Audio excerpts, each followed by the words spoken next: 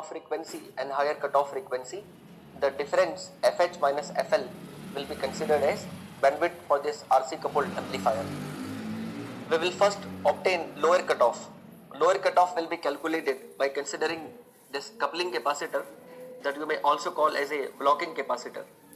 We connect this to provide DC isolation to this biasing circuit, and we find FL by considering the effect of this blocking capacitor or coupling capacitor. And to find this lower cutoff, I have drawn the equivalent circuit. This is only the equivalent circuit of the input side. This is coupling capacitor. On the left side of it you will see source impedance and the signal source, and on the right side of coupling capacitor you will see RB and then RI. The RB is the parallel combination of R1 and R2, 40 parallel 40, that will be like 20 kilo ohm, and Ri will be the input resistance of this amplifier, the resistance which I see from here. And everyone knows from the small signal analysis of this common emitter amplifier without bypass capacitor that input resistance will be equal to HIE plus 1 plus HFE into RE, or you may write it as R pi plus 1 plus beta into capital RE. And this can be calculated by putting the data provided. R pi 2.5 kilo ohm plus 1 plus beta, that is 101 into RE 0.5. It will be 50.5 plus 2.5, that should be 53 kilo ohm. And then we can obtain lower cutoff frequency. Lower cutoff frequency or lower 3 dB frequency, it will be of the form 1 by 2 pi R into this capacitance that you may call as coupling capacitor or blocking capacitor, and that R is resistance seen by that coupling capacitor under the condition that signal source is deactivated or disabled. So let me deactivate this signal source. When I deactivate this source, then the resistance seen by this coupling capacitor will be RS plus this parallel combination. I will write here where R is equal to RS plus parallel combination of RB and RI. This is the resistance seen by this coupling capacitor under the condition that signal source is deactivated. And this can be calculated by putting all the values, that RS is 0.5K plus RB 20K and input resistance RI 53K. If you calculate this combination, it will evaluate to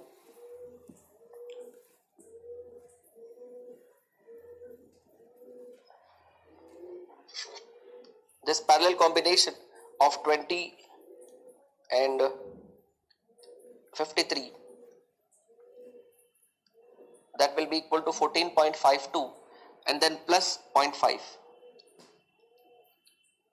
It is equal to almost 15 kilo ohm. And then you can apply this expression FL is equal to 1 by 2 pi into coupling capacitance 10 nanofarad, 10 into 10 to the power minus 9 into resistance 15 kilo ohm, 15 into 10 to the power 3. And if you calculate this FL, it will evaluate to 1.06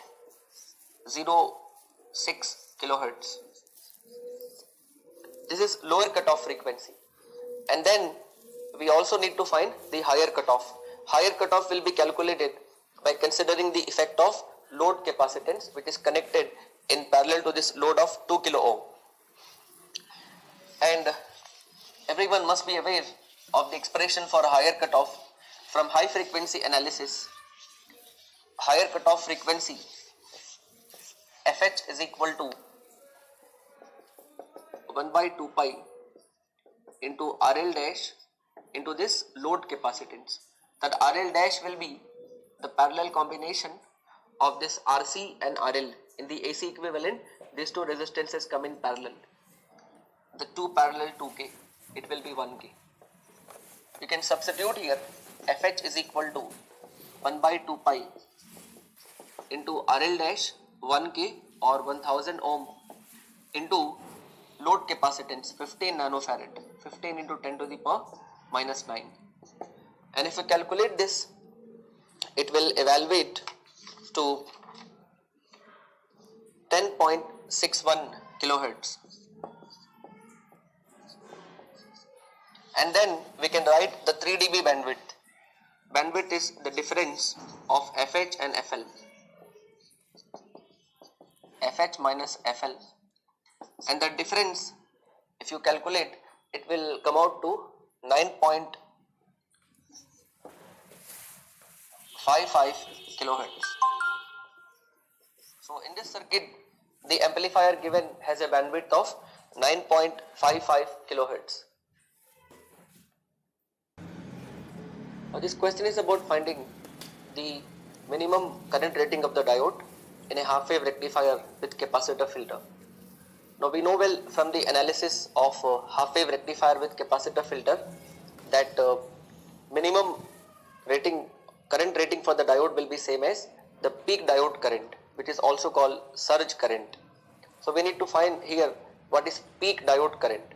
Now this peak diode current in a half wave rectifier with capacitor filter is given by this expression IDC into 1 plus 2 pi into square root of 2 Vm divided by Vr, where IDC is the DC load current, Vm is the peak AC input, and Vr is called peak to peak ripple voltage. So to know this peak diode current, we need to find this IDC, and we also need to know this root. Now to find this root, we can use the expression of angle of conduction. In a half wave rectifier with capacitor filter, the angle of conduction is the duration for which diode conducts, and that angle of conduction we write it as omega naught into delta t. It will be equal to under root 2 Vr divided by Vm. You just need to manipulate this a little bit, divide both the sides with 2. It will become omega naught delta t by 2 is equal to, this root will become Vr divided by 2 Vm. And if I take reciprocal of this equation, then I get under root 2 Vm by Vr is equal to 2 divided by omega naught into delta t, where omega naught is 2 pi into f naught and delta t is the interval for which diode conducts, and that is same as the interval for which capacitor charges, and that interval is given in the question as 1 millisecond.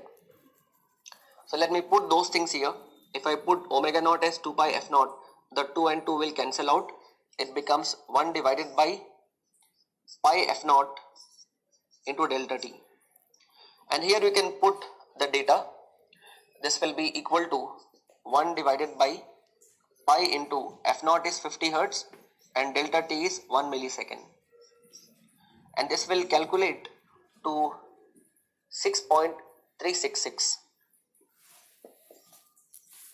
6.3662. This is the value for this root. Under root 2 Vm by Vr is equal to 6.3662. We have calculated this root. Let me now find the DC load current or average load current. To find the DC load current, we use the expression for DC output voltage in a half wave rectifier with capacitor filter. It is VDC equal to Vm minus Vr divided by 2 or Vm minus IDC divided by 2 F naught C. And in this you put IDC VDC as IDC into RL. Then this expression will become IDC RL is equal to Vm minus IDC divided by 2 F naught C. Then you can rearrange it, bring this IDC term to left hand side and take IDC common. It is IDC into RL plus 1 divided by 2 F naught C is equal to Vm. Now in this expression you can put all the data, that RL equal to 500 ohm, then F naught is 50 Hertz and capacitance value given as 1000 microfarad, and Vm is peak AC input, which I wrote here, Vm equal to 169.7 volt. If you put all those values over there and calculate IDC, that IDC comes out to 332.75 milliampere. After putting the data, you will get IDC equal to 332.75 milliampere. Now all these values you will now substitute in the peak diode current formula. Put IDC as 332.75 milliampere, and that root you can substitute as 6.3662. So when I put those values in this ID peak expression, then I will be able to get the value for peak diode current, and I will write that here. ID peak is equal to,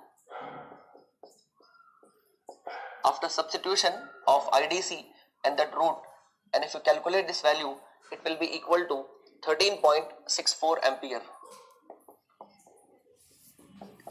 So in this question, we have learned that diode peak current is 13.64 ampere, and if the diode is to remain safe, the diode should be able to allow a current equal to this much. So diode should have a... It is a given logic circuit.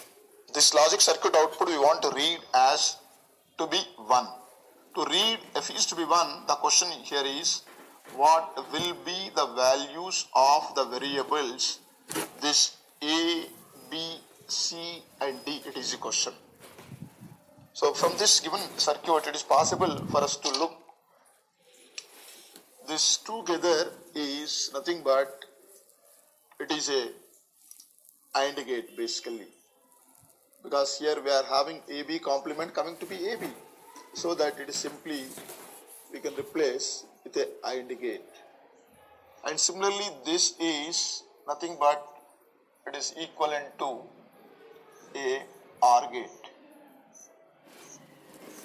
We are looking here, this is C complement, it is D complement, so that it is coming to be C complement, D complement, whole complement, it is C or D.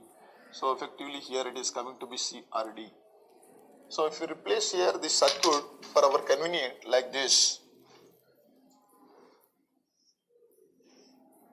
it is AB input, and here this part is a OR gate with inputs C and D. Later we are having exclusive NOR that we can read as like this. Later we are having a NAND that we can read even like this, and this is AND gate, and this AND gate is having one input directly from the output of this AND gate. If you name X,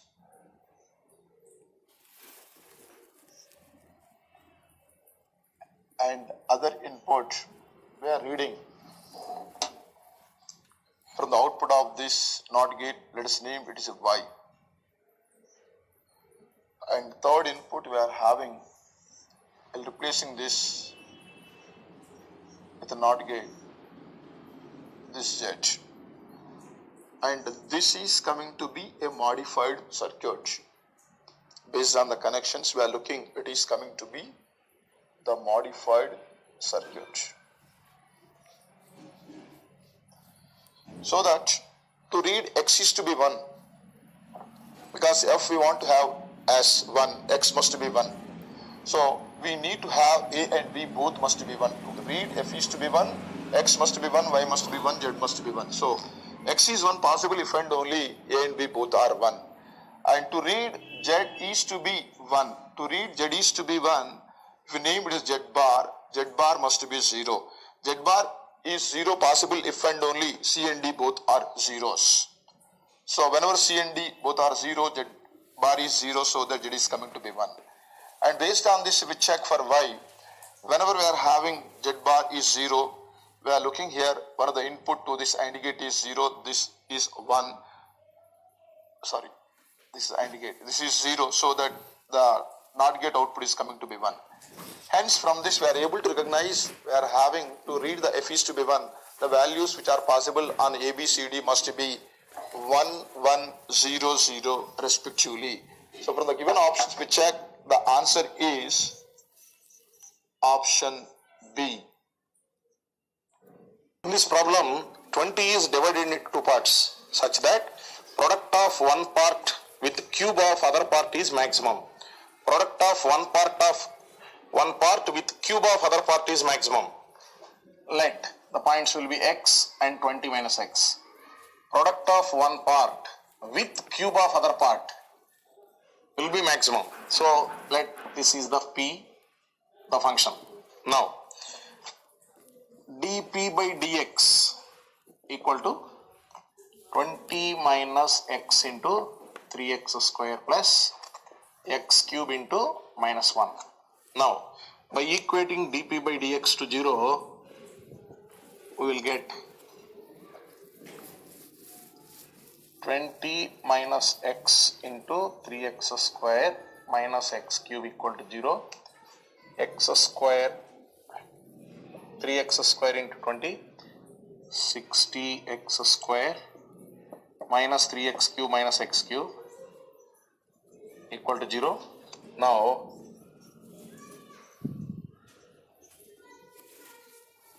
x is 0, for x equal to 60, so x is 15. So 0 comma 15. Now we simplify this, 60x square minus 3x cube minus 4x cube.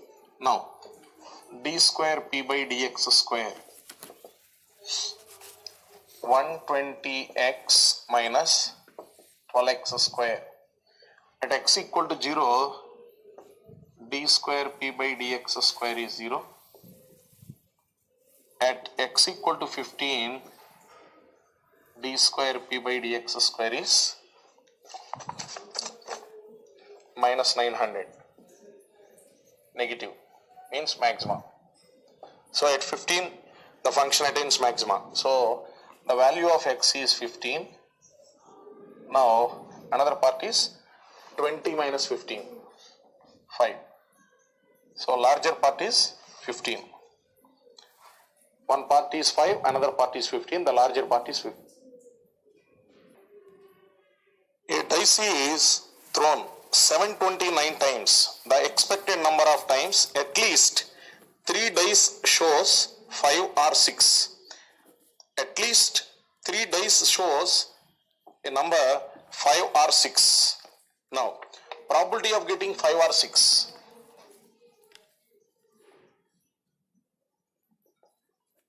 Two by 6, so 1 by 3. Other number is 2/3. Now, the expected number of times that at least 3 dice shows up 5 or 6 is. Now, if 6 dice are thrown 729 times, so 6 dice are thrown, so at least 3 dice are showing 5 or 6, at least 3. That's why 6e3, 1/3 whole power 3, 2/3 whole power 3 plus at least 3. That's why 6e4, 1/3 whole power 4, 2/3 whole square. 6e4, 5, 1/3 whole power 5, 2/3 whole power 1. 6e6, 1/3 whole power 6, 2/3 whole power 0. Now, by simplifying this, we will get 233 by 3 power 6. Now, 729s are thrown. That's why 729 into this probability. 233 by 3 power 6. Therefore, you will get 233. Therefore, expected number of times equal to 233. RL for maximum power transfer. So RL for maximum power transfer should be equal to RTH. So remove this and calculate RTH across these terminals. Short circuit this voltage source, and now 10 plus 5 is equal to 15.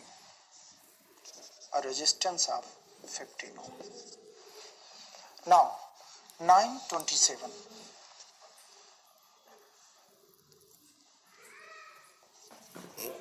A resistance of 27. Now the above circuit can be modified. If we convert this delta into star and this delta into star, then we will be having 5 ohm for this. This will be 1 by third, so 15 divided by 3, that is 5 ohm, and this short circuit. Then this terminal 5 for this and 5 and 20, and again 9 for this, 27 by 3, that is 9, and this again 5 for this, and this is our open terminal A, and this is our open terminal B. So 9 for this terminal, these two, and then 9 for this, and this is short, this one 9. So if we see RAB, then we have this 5 9 in parallel with this all, and this can be written as, remove this network,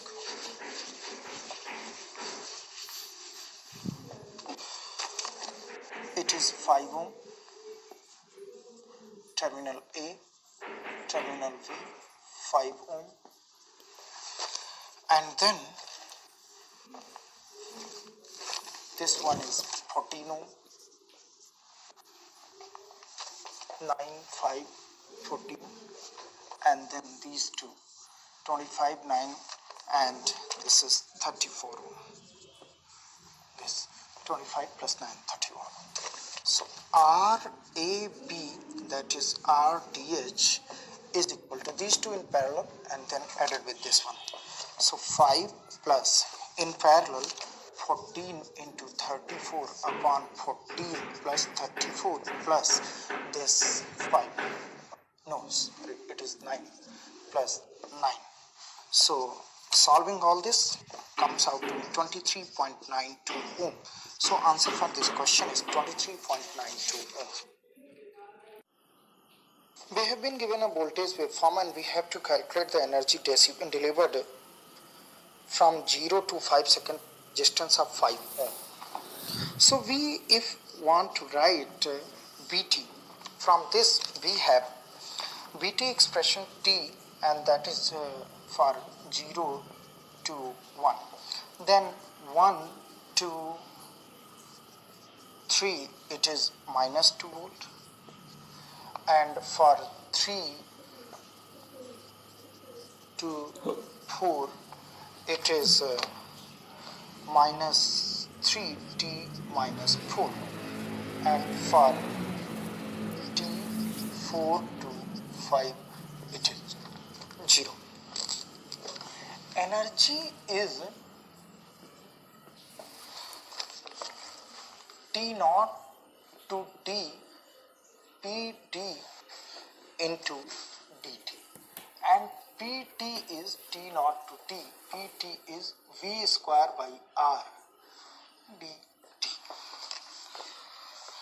Now total energy E can be written as, R value is 5, so from this one, T square by 5 dt plus 1 to 3, that is T square, V square is minus 2 square by 5 R, plus 3 to 4, and this is minus 3 T minus 4 square by 5. t minus 4 the whole square by 5 dt. It is also dt. Solving this integration, it comes out to be equal to 2.266 joule. So answer for this question is approximately 2.6 joule.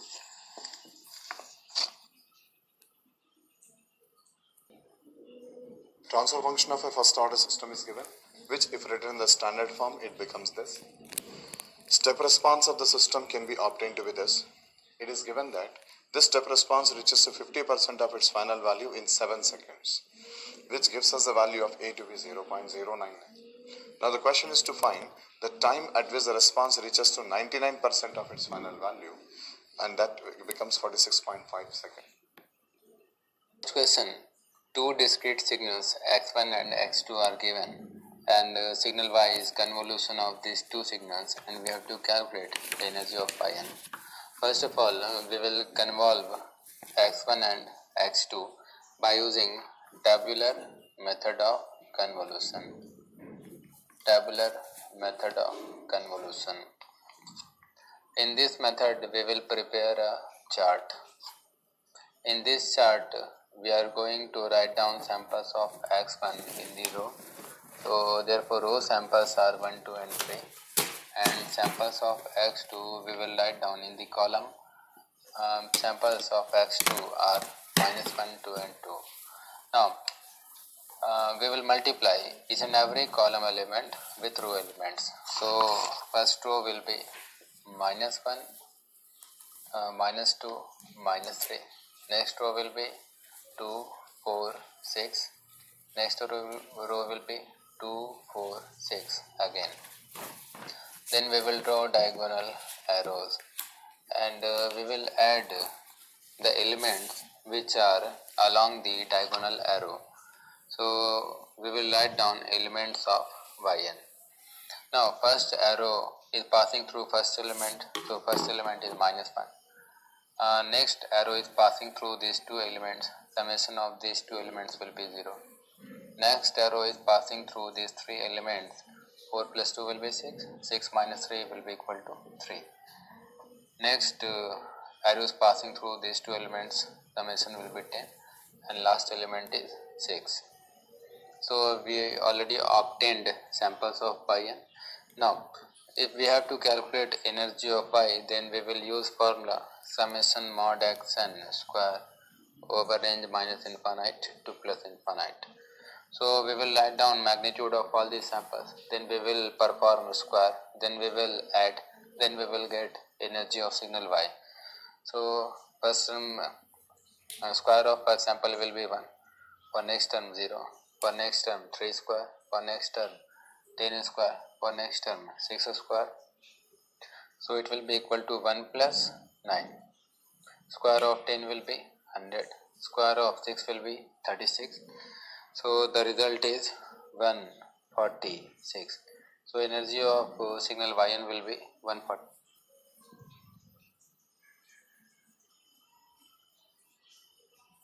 In this case, he is asking us to calculate the magnitude of the inductance in the arm AB. This is a typical Anderson's bridge. In order to solve this in a simpler manner, what we will do is we will take the delta DOC into consideration and convert this delta into a star. So if I were to write the delta DOC is going to contain the capacitance C, the resistance R5, and the resistance R4. This is going to be D, this is going to be O, and this is going to be C in this case. If I were to convert this delta into a star, I would get an impedance from the vertex O. I will name this as Z5. I will get an impedance from the vertex D. I will name this as Z6. And one impedance from vertex C, I'll name this as Z7. Writing the values for Z5, Z6 and Z7, Z5 is going to be equal to R5 into 1 by j omega c divided by R5 plus R4 plus 1 by j omega c, and Z6 is going to be equal to R4 into R5 divided by R5 plus R4 plus 1 by j omega c. Z7 in this case is going to be equal to R4 into 1 by j omega c, R4 into 1 by j omega c divided by R5 plus R4 plus 1 by j omega c. Now if I were to redraw the bridge by taking the delta into consideration, I will be getting Z5 at point O. This is going to be Z5. Z6 from point D. This is going to be Z6, and this is going to be Z7. If I were to redraw the bridge again, the arm AB is not going to change, it is going to remain the same. The arm BC is not going to change, the arm BC is going to remain same. The detector was in the delta connected between the point B and point O. In this case, it is going to be connected between point B and this point, which means the point D shifts here and the arm AD will contain R2 in series with Z6. Then the arm CD, which was containing just R4, will contain the complex impedance Z7 here. So redrawing the bridge, I will get arm AB remains the same. So this is my arm AB. Arm BC remains the same. This is going to contain my Z3. Arm AD is going to contain R2 in series with Z6. Arm AD is going to contain R2 in series with Z6. And arm CD is going to be completely replaced by Z7. The detector is going to contain Z5 in series with it. This is L1, R1, R2, Z6, Z5, Z7, R3, detector. Bridge is balanced, so the detector current ID is equal to 0. We will, by converting the delta to the star, we have converted a 5-arm bridge into a 4-arm bridge, where the balance conditions can be simply written as at balance Z1, Z4 is equal to Z2, Z3. And in this case, what is Z1 going to be equal to? Z1 is going to be the impedance in arm AB. So Z1 in this case is going to be equal to R1 plus j omega L1. Z2, we have R2 in series with Z6. So this is going to be R2 plus what was Z6? R4, R5 divided by R5 plus R4 plus 1 by j omega c. Similarly, Z3 is, this becomes Z2, this becomes Z3. So Z3 is going to be the resistance R3 and Z4 is going to be the impedance Z7. Z4 is going to be the impedance Z7. What was Z7 written as? Z4 will be equal to, Z7 was written as R4 into 1 by j omega c divided by R5 plus R4 plus 1 by j omega c. Now we will substitute these values in the expression, in this expression. If we substitute the values in that expression, my equations for balance can be written as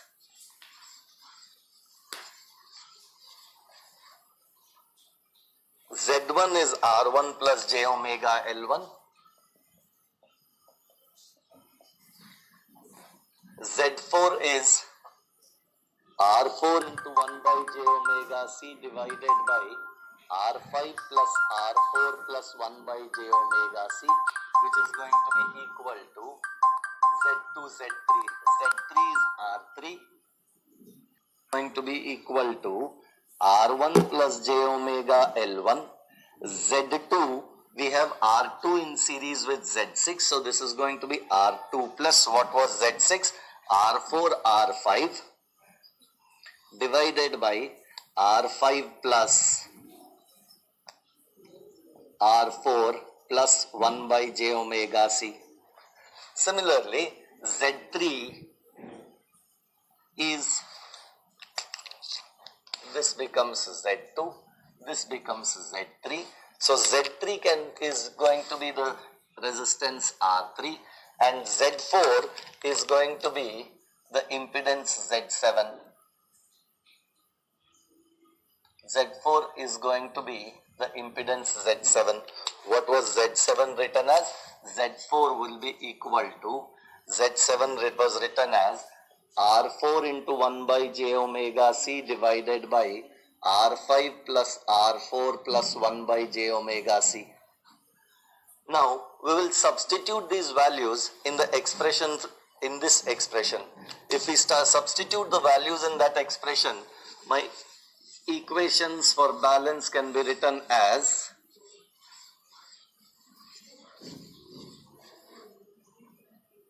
Z1 is R1 plus j omega L1.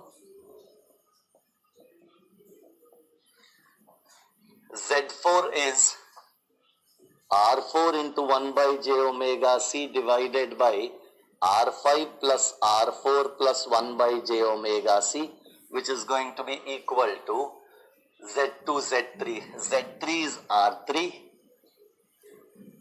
into R2 plus R3 R4 R5, R3 R4 R5 divided by R5 plus R4 plus 1 by j omega c.